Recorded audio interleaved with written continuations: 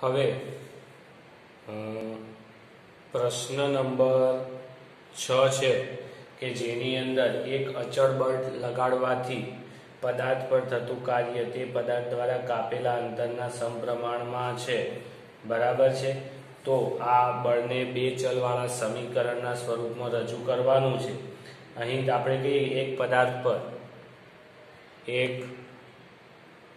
પદાર્થ પર થતું કાર્ય x છે, બરાબર। પદાર્થ પર થતું કાર્યને x લઈએ અને જે કાપેલા અંતરના સમપ્રમાણમાં છે અને તેથી કાપેલું અંતર y છે। તો એનો મતલબ કે થતું કાર્ય x બરાબર અચળ બળ, બરાબર છે।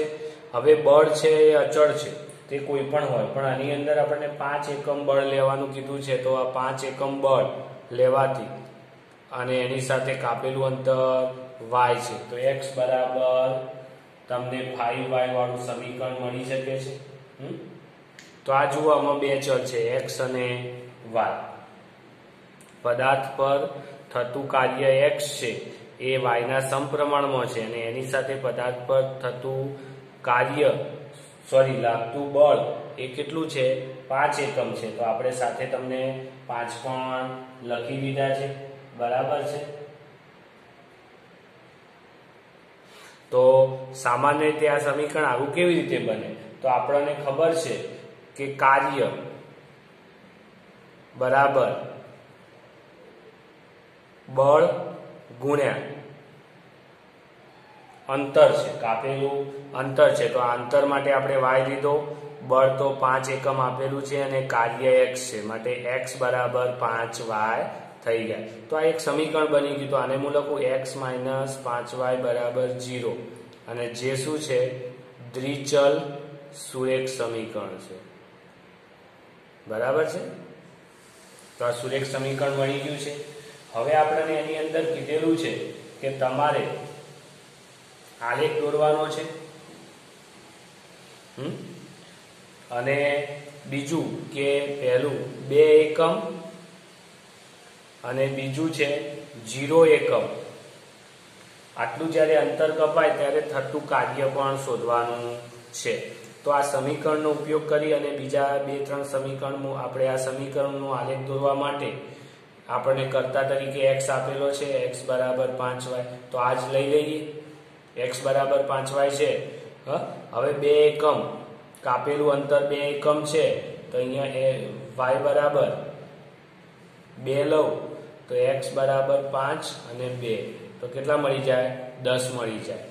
બીજું y બરાબર 0 લઉં તો x બરાબર 5 ની સાથે અહીંયા 0 માટે 0 થઈ જાય।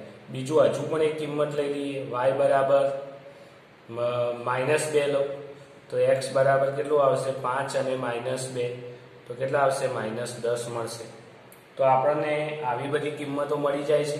તો એનો મતલબ x અને y કિંમતો લઈએ તો જુઓ, x કેટલા છે 10, y કેટલા હતા 2, x કેટલા છે 0, y પણ 0, x કેટલા છે -10 ત્યારે y -2।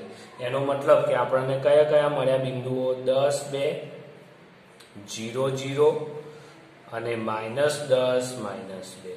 હવે આ બિંદુઓ છે એનું નિરૂપણ કરી દઈએ, એટલે આપણે એનો આલેખ દોરી કાઢીએ, બરાબર। તો અહીંયા જુઓ, આલેખ દોરવા માટે મેં x અને y અક્ષ તો દોરેલા જ છે। હવે આની અંદર આપણે જુઓ તો પહેલું કેટલું છે 10, 2 તો આ 8 હતા અહીંયા, તો અહીંયા આવે છે 9 અને આ છેલ્લો પોઈન્ટ છે 10 નો છે, તો આ પોઈન્ટ અને કેટલા છે 2 તો 10 અને 2 એટલે આ પોઈન્ટ આવશે અહીંયા, બરાબર છે, છેલ્લું 10 ઉપર। પછી કેટલું લેવાનું છે 0, 0 તો 0, 0 ક્યાં છે, તો આ ઉગમ બિંદુ જ મળે છે અને 10 -2, તો આ બાજુ 10 અને -2 આપણને પોઈન્ટ મળતા નથી, તો આપણે એ સિવાયના પણ આમાં બીજા પોઈન્ટ લઈ લઈએ કે જે કરીને તમે નિરૂપણ કરી શકો. તો એના પોઈન્ટ માટે અહીંયા આપણે એક્સ્ટ્રા કિંમતો લઈએ કે જેથી કરીને નાનો અંક આવે. તો y બરાબર -1 લઈએ તો x બરાબર તમને કેટલા મળે? -5 મળે. અને y બરાબર 1 લઈએ તો x બરાબર 5 મળી જાય. એનો મતલબ બીજા બિંદુઓ કયા મળે? -5, -1 અને 5, 1 પણ લઈ શકાય, જેથી કરીને આપણો આલેખ પણ થઈ જાય. કેમ કે આલેખમાં વધારે બિંદુઓ ન હોય ત્યારે તો -5 તો આ -5 અને -1 તો આ રીતે 1 આ મળશે. એ સિવાય 5, 1 છે તો અહીંયા 5 અને 1 તો આ પોઈન્ટ પણ લઈ લીધો છે. તો બધા જ પોઈન્ટમાંથી પસાર થતી રેખા આપણે દોરી કાઢી.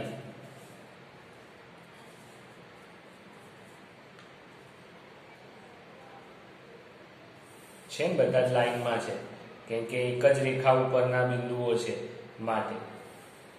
તો આ તમને શું મળી ગયું? એનો આલેખ આપણે દોરી કાઢ્યો.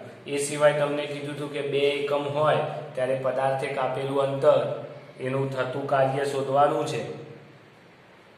તો જુઓ 2 એકમ હોય ત્યારે આપણે 2 એકમ માટે લીધું હતું, કેટલું થતું હતું કાર્ય? તો 10 થતું હતું, બરાબર કાર્ય. જ્યારે 0 એકમ હોય ત્યારે કેટલું થતું હતું? તો 0 થતું હતું. તો એ પણ આપણે અંદર શોધી જ કાઢેલું છે. હવે પ્રશ્ન નંબર 7 છે કે જેની અંદર તમને ધોરણ 9ની 2 વિદ્યાર્થીઓ યામિની અને ફાતિમાએ ભૂકંપગ્રસ્ત લોકો માટે પ્રધાનમંત્રી રાહત ફંડમાં જે ફાળો આપ્યો છે એની વાત છે. તો ફાળાની રકમ x અને y લેવાની છે. તો આપણે એવું લઈ શકીએ કે યામિની એ આપેલ ફાળો x રૂપિયા તથા ફાતિમાએ આપેલ ફાળો y રૂપિયા છે. હવે આ બંને કુલ થઈને 100 રૂપિયા ફાળો આપેલો છે, સંયુક્ત ફાળો બંનેનો. તો બંનેનો સંયુક્ત ફાળો 100 રૂપિયા છે. તો એનો મતલબ કે એકનો x હતો, બીજાનો y હતો, બંનેનો ભેગો થઈને 100 રૂપિયા થયો. તો તમને એક સમીકરણ મળી ગયું છે. અને જે કયું છે? જે દ્વિચલ સુરેખ સમીકરણ છે, બરાબર છે. તો આ દ્વિચલ સુરેખ સમીકરણ તમને મળી ગયું છે. હવે આપણે શું કરવાનું કીધું છે? આ સમીકરણના આધારે આલેખ દોરવાનો છે આપણે, બરાબર છે. તો આલેખ દોરવાનો છે. તો હવે આપણે શું કરશું? અહીંયા x અને y માંથી ગમે તે એકને કરતા કરો તો x બરાબર શું થાય? 100 - y થાય. હવે y ની કિંમત હું લઉં 50, તો x બરાબર કેટલા થાય? 100 - 50, તો જવાબ મળ્યો મને 50. બીજી લઉં y બરાબર 40, તો x બરાબર 100 - 40, તો મને કેટલા મળ્યા? 60. હવે લો y બરાબર 60 લો, તો x બરાબર 100 - 60, તો મને 40 મળ્યું. તો મળતા બિંદુ કયા મળે? 50, 51, બીજું 60, 40 અને ત્રીજું કેટલું મળ્યું? 40, 60. તમે x અને y ને પણ આ રીતે પણ દર્શાવી શકો છો. x કેટલો છે? 50, ત્યારે y પણ 50 છે, કેમ કે સરવાળો 100 થવાનો છે. x કેટલો છે? 60, તો y કેટલો છે? 40, તો 100 થયા. જ્યારે x કેટલો છે? 40, તો y કેટલો છે? 60, તો પણ 100 છે. હવે એનો આપણે આલેખ દોરવાનો છે. તો આપણે શું કરવું પડશે? તો જુઓ આલેખની અંદર તો તમને 1, 2, 3, 4 એવી કિંમતો આપેલી છે. જ્યારે અહીંયા 50, 60 સુધી તો આલેખ જતો નથી. તો આપણે શું કરશું કે આ જ આલેખ છે એનું એકમ વધારે લઈએ, બરાબર છે. હા, તો એ જ આલેખની અંદર જો એવો ને એવો જ આલેખ હું તમને બતાવું છું કે તો અહીંયા આપણે આલેખ માટે જુઓ તો 50 ને એવી બધી કિંમતો છે તો 1 એકમ બરાબર 10 લઈશું. બીજું કે બધા જ જે છે તો 50 50 60 40 અને 40 60 બધા જ કેવા છે તો બંને ધનમાં છે માટે એમ કે આલેખ ક્યાં આવશે બધો જ તો પહેલા ચરણમાં જ આવશે માટે પહેલા ચરણને આપણે મોટું પણ દોરી શકીએ જેથી કરીને બધી કિંમતો પણ આવી જાય. તો આ મોટું દોરીએ આ બાજુ બરાબર છે તો અહીંયાથી 10 20 30 કરતા 100 સુધી આવી જાય. તો અહીંયા આપણે લઈ લઈએ પહેલું ચરણ જ લેવાનું છે બીજાની તો જરૂર નથી. અને આ બાજુ નીચે પણ મોટું લઈ લઈએ.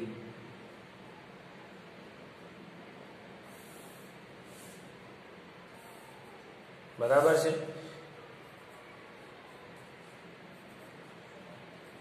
તો આ x x dash y y dash તો અહીંયા આપણે 10 20 30 40 50 60 70 80 90 અને 100 સુધી લીધું. તો આ બાજુ પણ 10 20 30 40 50 60 70 80 90 100 અને 110. અહીંયા પણ 110 સુધી લઈએ. હવે જો આપણે બતાવી દઈએ પ્રમાણમાં પણ એની સાથે લખી દઈએ. તો પ્રમાણમાં x અક્ષ 1 સેન્ટીમીટર અને y માં પણ y અક્ષમાં પણ 1 સેન્ટીમીટર બરાબરની વાત છે.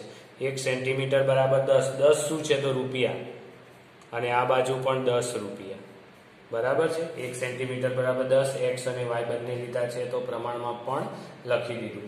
હવે લઈએ પહેલું માપ કેટલું છે 50 50 તો અહીંથી પણ 50 અને અહીંયાથી પણ 50 તો આ પોઈન્ટ અને આ પોઈન્ટ તો આ મળી ગયો છે. બીજું આવે છે 60 તો 40 છે તો આ પોઈન્ટ છે. પછી આવે છે 40 અને 60 તો આ પોઈન્ટ છે બરાબર છે. તો 3 પોઈન્ટમાંથી પસાર થતી આપણે લાઈન દોરી કાઢીએ.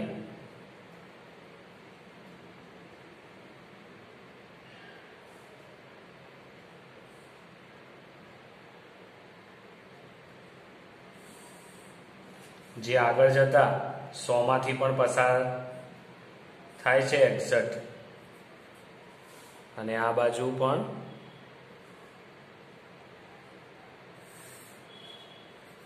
બરાબર છે. તો આખી લાઈન જુઓ જે 100 માંથી પસાર થતી આવે છે અહીંયા તો આના યામ કયા થશે 100 0 અને આ બાજુ છે 0 100 તો આપણને એનો આલેખ મળી ગયો છે.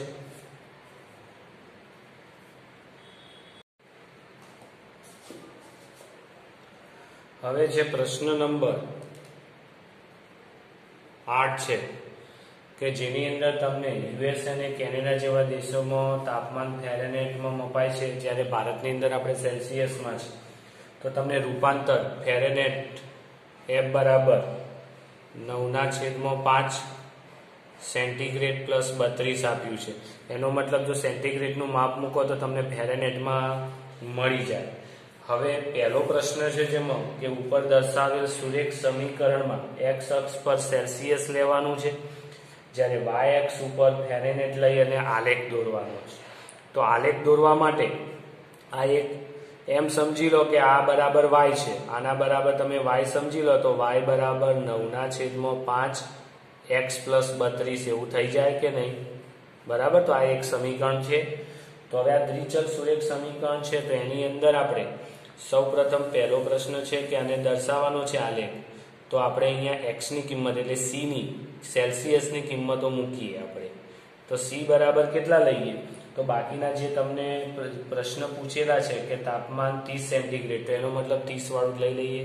તો c બરાબર 30 લઉં તો f બરાબર 9/5 c ની જગ્યાએ 30 પ્લસ 32 તો 5 સંગ 30 સુધી જાય, 9 સંગ કેટલા થાય છે 54 પ્લસ 32, તો 4 ને 2 6, 5 ને 3 8, તો 86 આવી જાય. બરાબર છે.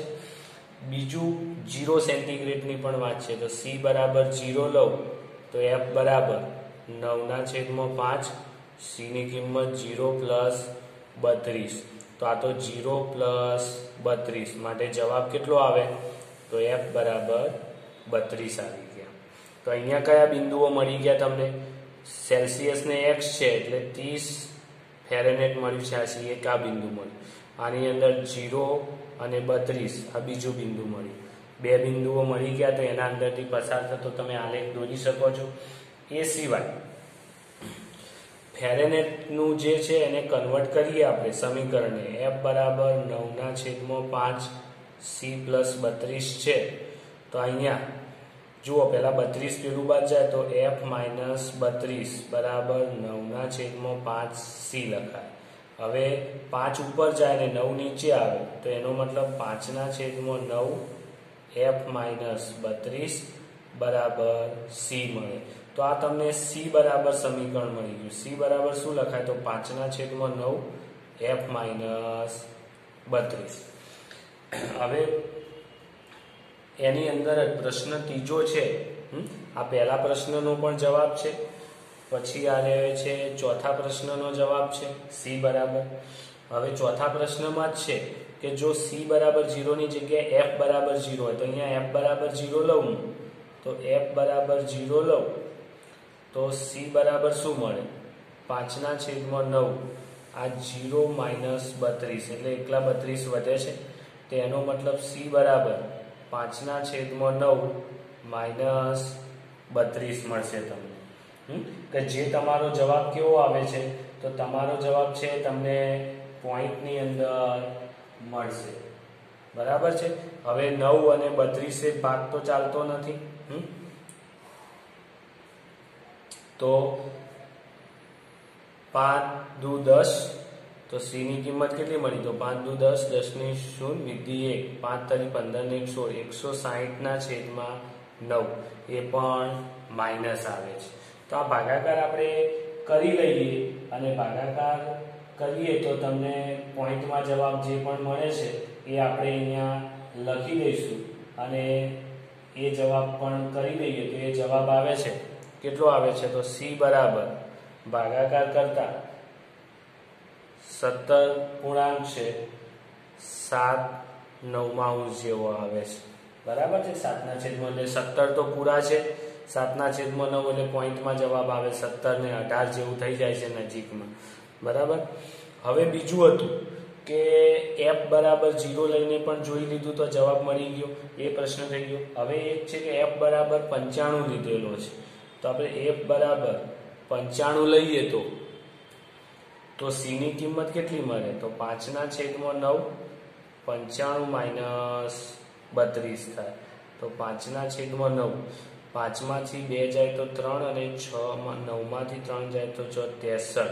હવે 9 × 63 થાય તો 7 આવે, 7×5 35 આવે. બરાબર છે.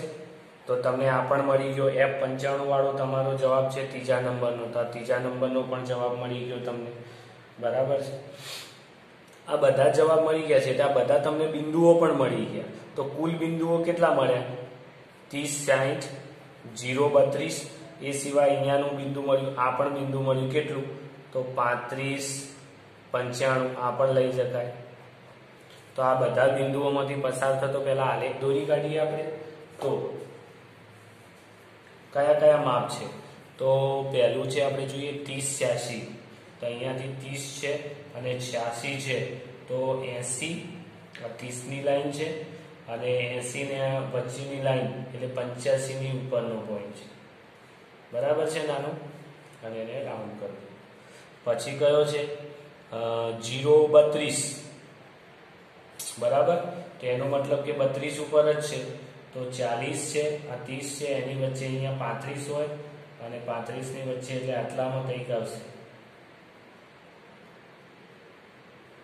32. બરાબર છે.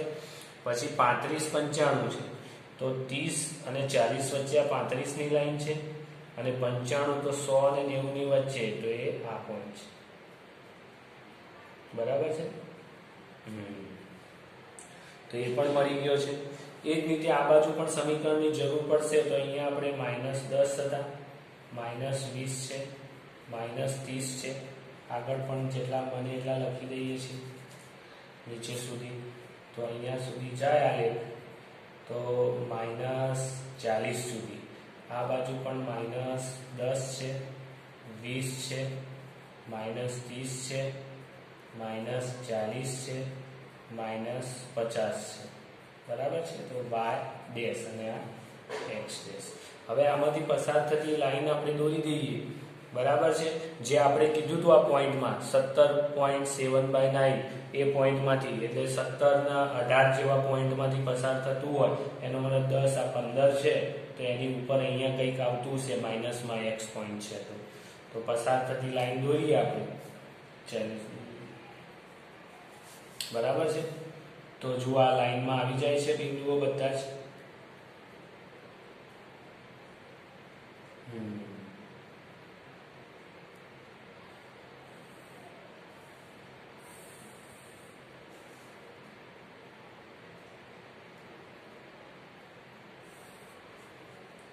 તો આ આલેખ મળી ગયો છે. બરાબર. સીધી રેખામાં તો આ બિંદુમાંથી પસાર થતો, અને એના બધા જ પ્રશ્નોના પણ મેં જવાબ આપી દીધા છે. પહેલો છે. બરાબર છે. પછી બીજામાં 30 સેન્ટીગ્રેડ વાળે, તો આ બીજો પ્રશ્ન, આ સોરી પહેલો પ્રશ્ન હતો, આ બીજો પ્રશ્ન છે. પછી ત્રીજો પ્રશ્નનો જવાબ છે આ. જો ફેરેનહેઇટમાં 30 હોય 95 વાળો, એ ત્રીજો છે. બરાબર. ચોથો પ્રશ્ન આવ્યો. બરાબર. અને પાંચમા પ્રશ્નમાં તમને કીધેલું છે કે ફેરેનહેઇટ અને સેલ્સિયસ ના સંખ્યાત્મક રીતે સમાન હોય તેવું કોઈ માપ મળે છે. તો આની અંદર તમે જુઓ તો 40, તો આ 40 બે ટચ થાય છે ના ભાઈ, ત્યાંથી આવે.